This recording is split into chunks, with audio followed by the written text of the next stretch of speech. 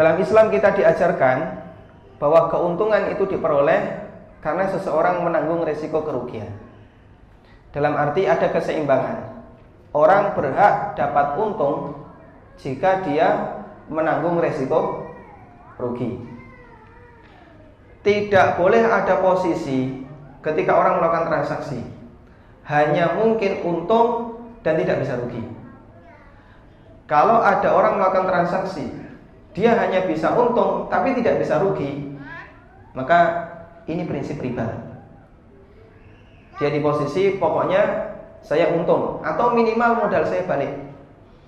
Kalau tidak, dia tidak bisa rugi, maka ini prinsip riba. Karena itulah perbedaan yang paling mencolok antara mudharabah yang syar'i dengan mudharabah dalam tanda kutip, itu adalah dalam masalah ini. Ada sebagian orang yang bilang, ketika saya ngasih investasi dana saya ke Bapak, apa jaminan Bapak ke saya? Kalau dana saya tidak dijamin, berarti ini nggak syar'i. Karena yang namanya investasi itu amanah. Sementara amanah harus dijamin keselamatannya. Kalau saya melakukan investasi, saya ngasih modal sekian, investasi yang syar'i itu harus dijamin.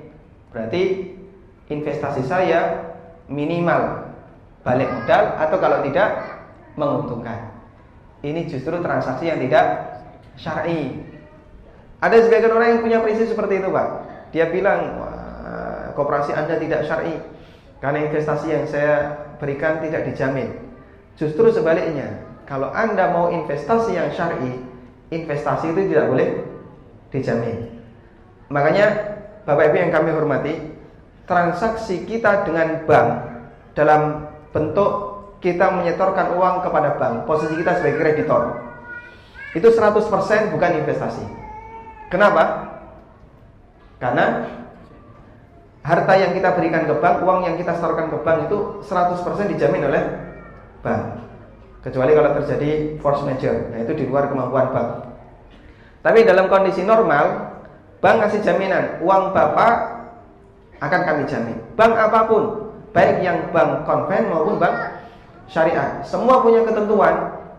Siapapun nasabah yang naruh uang di bank dijamin oleh bank, meskipun dia mengatakan bahasanya ini transaksinya adalah mudharabah. Padahal dalam Islam transaksi mudharabah, investasi tidak boleh dijamin.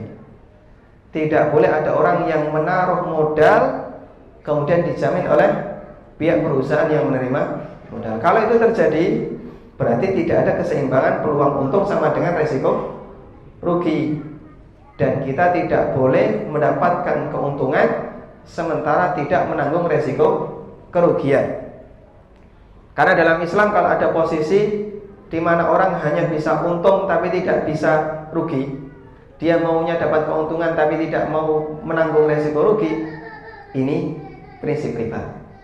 Prinsip yang benar adalah kalau Bapak mau untung, berarti Bapak juga harus siap menanggung resiko rugi. Apa dalilnya? Dalilnya adalah hadis ini. Ada dua hadis yang saya bawakan. Pertama, hadis dari Abdullah bin Amr bin As yang diriwayatkan oleh Imam Ahmad dan Nasa'i. Nabi sallallahu alaihi wasallam bersabda, "Wala ribha ma lam yudman." Tidak boleh ada keuntungan tanpa menanggung risiko kerugian. Artinya keseimbangan harus terjadi. Dia siap dapat untung, berarti dia harus siap untuk menanggung risiko rugi. Nabi sallallahu alaihi wasallam juga mengatakan dalam hadis yang lain, "Innamal kharraju bid-diman." Yang namanya kharraj yaitu penghasilan keuntungan, bid-diman didapatkan sebagai ganti dari resiko yang dia tanggung. Karena dua ini diseimbangkan oleh Nabi sallallahu alaihi wasallam. Makanya hadirin yang dimuliakan Allah, setiap bentuk menyerahkan uang kepada orang lain kemudian itu dijamin dan bentuknya investasi, maka investasi semacam ini batal demi hukum. Artinya tidak boleh dilangsungkan investasi semacam ini, sehingga syarat itu tidak berlaku. Kalau terjadi kegagalan, maka nanti pihak investor wajib menanggung risiko kerugian. Sebagaimana investor juga berhak untuk mendapatkan keuntungan. Karena keseimbangan ini harus terjadi.